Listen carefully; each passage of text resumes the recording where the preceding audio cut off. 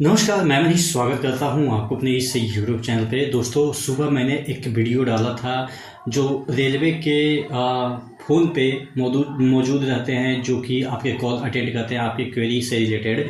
तो उनसे जो बातचीत में जो परिणाम निकला उसका एक रिकॉर्डिंग आपको मैंने सुबह सुनवाया। हालांकि उस रिकॉर्डिंग में बहुत सारी चीज़ें कंफ्यूज हो गए होंगे लोग कि इसमें क्या बोल रहा है, क्या उसको जानकारी है या नहीं है। तमाम बहुत सारे कंफ्यूजन आपके मन में हो गया है। बिल्डर से रिलेटेड ये वीडियो था और यहाँ पे कंफ्यूजन ये है कि बिल्डर ट्रेड में ही बहुत सारे सब बिल्डर के ट्रेड होते हैं। तो कोई किसी और ट्रेड से किया है, कोई किसी और ट्रेड से किया है। अब उसको कंफ्यूजन है कि नोटिफिकेशन में किसी एक पर्टिकुलर ट्रेड को दर्शा दिया है, तो वो मान रहे हैं कि दूसरे ट्रेड में हम एलिजिबल हैं या नहीं है। तो क्या क्या ये खिचड़ी बनी है, सभी को हम इस नोटिस के माध्यम से समझाएंगे कि कौन कौन से एलिजिबल हैं और कौन कौन से एलिजिबल नहीं हैं, क्या क्या चीज़ें आप कर सकते हैं, क्या नहीं कर सकते हैं। तमाम चीज़ों के बारे में डिटेल में हम वीडियो में चर्चा करेंगे। चैनल पे नए हैं तो सब्सक्राइब कर दीजिएगा और टेक्नीशियन की तैयारी कर रहे हैं तो आपको टेक्स्ट बुक 608 रुपया में ER मनीष कूपन कोड जरूर यूज कीजिएगा। यहाँ पे 13% का एक्स्ट्रा डिस्काउंट के साथ उम्मीद की किरण सेल चल रही है, जिसमें कि आपको जो है वो आपको अनलिमिटेड एग्जाम आप मान के चल सकते हैं। 800 प्लस एग्जाम के लिए 80,000 plus mock test 12 plus language में 608 रुपया में मिल रहा है। और अगर हम बात करें टेक्स्ट बुक के टेक्नीशियन ग्रेड 3 के मॉक टेस्ट की, तो यहाँ पे आपको 732 मिल जाएंगे और ग्रेड 1 के आपको 359 टोटल टेस्ट मिल जाएंगे। जनरल साइंस के भी आपको 341 टेस्ट मिल जाएंगे। नीचे डिस्क्रिप्शन बॉक्स में इनका लिंक दिया हुआ है, नीचे जाके चेकआउट करके अपना आप फायदा उठाइए। 1 साल के लिए अनलिमिटेड एग्जाम के लिए मॉक टेस्ट लगाइए। तो मैं बात कर रहा था कि टेक्नीशियन में जो लफड़ा चल रहा है वो वेल्डर से रिलेटेड है, अन्य ट्रेड से भी रिलेटेड होगा। तो अगर आपके कमेंट आएंगे तो अन्य ट्रेड से भी बता देंगे। अब देखिए इसमें क्या चल रहा है लफड़ा। बच्चों का कहना है कि हम अगर बिल्डर देखिएगा, बिल्डर ट्रेड में कौन कौन से बिल्डर आते हैं। बिल्डर आते हैं, उसके बाद बिल्डर GTAW आते हैं, उसके बाद बिल्डर पाइप आते हैं, बिल्डर स्ट्रक्चरल आते हैं, बिल्डर फैब्रिकेशन एंड फिटिंग आते हैं, बिल्डर बिल्डिंग इंस्पेक्शन आते हैं। और भी अगर ट्रेड होते होंगे बिल्डर के सब ट्रेड होते होंगे तो वो भी आते हैं। जैसे अगर गैस आपके बिल्डर गैस की हम बात करें तो वो भी बिल्डर में ही आते हैं। तो मेन ब्रांच यानी कि जो है वो बिल्डर ही है, ठीक है। अब कोई बच्चा अगर कर रखा स्ट्रक्चर से कर रखा है या आपके यहाँ पे बिल्डर फैब्रिकेशन एंड फिटिंग से कर रखा है, तो जहाँ पे सिर्फ बिल्डर लिखा हुआ है, जिस भी नोटिस में या कैटेगरी में जो 2 से 40 तक कैटेगरी है उसमें सिर्फ बिल्डर लिखा है, तो क्या उसमें एलिजिबल नहीं है? सिर्फ इसमें जो फैब्रिकेशन और फिटिंग लिखा है क्या सिर्फ उसी में एलिजिबल है? तो मैं आपको गारंटी के साथ बात कर रहा हूँ कि आप अगर बिल्डर कि किसी भी कैटेगरी से बिल्डिंग किए हैं, इन सभी के अलावा भी कोई और कैटेगरी है,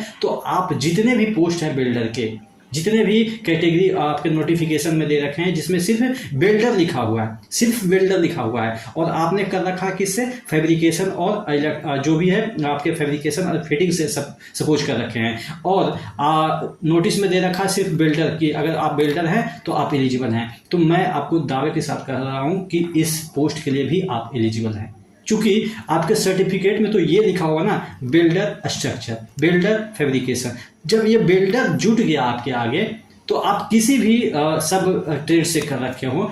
रेलवे में आप ALP का वैकेंसी सुने होंगे।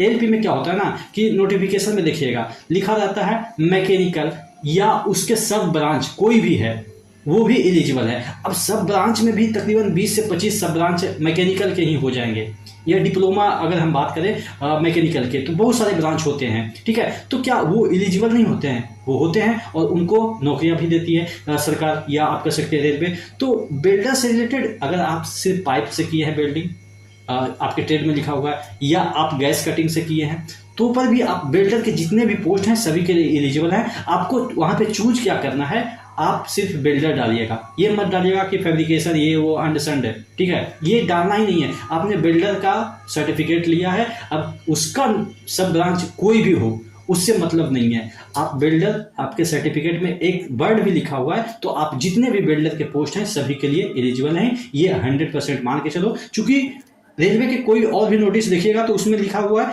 कि अलाइड ब्रांच, अलाइड का मतलब ये होता है कि इससे रिलेटेड जितने भी ब्रांच है सभी इस पोस्ट के लिए एलिजिबल है। अब बात कर लेते हैं कि सुबह में जो वीडियो मैंने डाला था वो किसी बच्चे ने मुझे कहा था कि सर इसको वीडियो को डालिए जिससे कि और भी लोग अवेयर हों, तो मैं उसमें कोई कमेंट नहीं किया था। लेकिन कमेंट नहीं करने का मतलब ये नहीं कि उसके बारे में जानकारी नहीं है, कहने का मतलब ये है कि जो बंदा फोन उठाया था, रेलवे के जो भी बंदे होंगे वो जो फोन उठाए थे वो खुद कंफ्यूज रहते हैं। आप देखेंगे जितने बार भी आप फोन कीजिएगा ना, उनको ही नहीं पूरा जानकारी रहती है, पता नहीं किसको बैठा देता है, नोटिफिकेशन वो पढ़ा है कि नहीं पढ़ा है। आप उसको बताइएगा कि सर ऐसा लिखा है, तब जाकर वो उसके दिमाग में आएगा, वो फिर वो क्या करेगा, फिर वो नोटिस खोलेगा, तब जाके कुछ और जो लिखा रहेगा ना वही पढ़ के सुना देगा। उसको भी उतना दिमाग नहीं होता है जितना हम लोग चीज़ों को एनालाइज करते हैं। चूंकि हम लोग का यही प्रोफेशन है, चीज़ों को समझना, बच्चों तक पहुंचाना। चूंकि हम लोग को तो बहुत सारे लोग सुनते हैं, तो अब गलत तो इन्फॉर्मेशन दे नहीं सकते हैं, ठीक है, क्योंकि ट्रस्टेड अब हो गए हैं, तो अब गलत इन्फॉर्मेशन दे नहीं सकते हैं, क्योंकि व्यूज आए या ना आए। लेकिन कुछ लोग तो कम से कम 1000 लोग तो रेगुलर आते हैं, तो उनको तो हम बरगला नहीं सकते चूंकि वो रेगुलर फॉलोअर हैं। तो इसलिए हम लोग जो भी चीज़ें बताते हैं वो पूरा समझ के बताते हैं। अब वहाँ पे क्या हुआ, जो आपके फ़ोन उठाए, आप जितना बार भी देखिएगा ना वो खुद कंफ्यूज जाते हैं। हमने भी कई बार उनसे बात करने की कोशिश की है, वो क्या बोलेंगे कि नोटिफिकेशन में ऐसा लिखा है इसलिए आप एलिजिबल नहीं है। अरे भाई, नोटिफिकेशन को एनालाइज कौन करेगा, उनको भी नहीं पता है कि नोटिफिकेशन में एक्चुअली होता क्या है। अब वो अलग बात है कि रेलवे वाले उतना केयर नहीं करते हैं, सिर्फ एक किसी को भी उठा के बैठा देते हैं। तो कहने का मतलब ये है कि आपको डरना नहीं है। इसी तरीके के और भी केस आएंगे आपके, और भी, जैसे कि अगर हम फीटर की बात करें या मैकेनिस्ट की बात करें, तो उसके अलाइड जितने भी अब ब्रांच होते हैं वो सभी एलिजिबल हैं। तो अभी से आपको डरना नहीं है, किसी को फ़ोन वगैरह नहीं करना है। रेलवे, आपको लगता होगा ना कि रेलवे को हम फ़ोन करेंगे तो वो जो बोलेगा वो परफेक्ट होगा। ऐसा कुछ भी नहीं है कि वो रेलवे जो बोलेगा वो परफेक्ट होगा, क्योंकि आपने देखा होगा कि रेलवे खुद कई बार नोटिस में ये चेंज करना, वो चेंज करना, ऐसे नहीं वैसे नहीं। हाँ, जो भी दिक्कत, अच्छा अगर मेरी बात पे भी आपको यकीन नहीं है तो आप बिल्डर चूज कर दीजिएगा। ये भी आपको मैं बताता हूँ कि क्या करना है आगे। अगर आप बिल्डर चूज कर देते हैं और बिल्डर फैब्रिकेशन या फिटिंग से आपने कर रखा है और सिर्फ बिल्डर आपने चूज किया, तो क्या होगा, इसका परिणाम क्या हो सकता है? क्या आपकी जो कैंडिडेचर है वो रिजेक्ट हो जाएगी? तो नहीं, ऐसा नहीं होता है। आप पास करेंगे तो उसके अकॉर्डिंग, अगर सपोज ऐसा रूल है कि आपने सिर्फ फैब्रिकेशन से किया तो फैब्रिकेशन वाला ही आपको पोस्ट मिलेगा। तो जब आपका डॉक्यूमेंट वेरिफिकेशन होगा ना, तो उसके अकॉर्डिंग अगर रूल ऐसा है, हार्ड एंड फास्ट रूल ये है कि यही वाला सिर्फ पोस्ट आपको मिलेगा, तो वहाँ पे आपको आपके नंबर के अकॉर्डिंग ये वाला पोस्ट दे दिया जाएगा, ये वाला पोस्ट आपको नहीं मिलेगा। यही ना हो सकता है ज़्यादा से ज़्यादा, और तो कुछ नहीं हो सकता। ऐसा तो नहीं है कि आपने कुछ गलत इन्फॉर्मेशन छिपाया जिसकी वजह से आपको नौकरी ही नहीं मिलेगी। ये मैं एक्सट्रीम केस बता रहा हूँ कि अगर हम जो बोल रहे हैं वो सही नहीं होता है तो लास्ट केस क्या हो सकता है कि आपके नंबर के अकॉर्डिंग आपने बिल्डर चूज किया लेकिन आपको मिलेगा यही, चूंकि आपकी सर्टिफिकेट में ये लिखा हुआ है।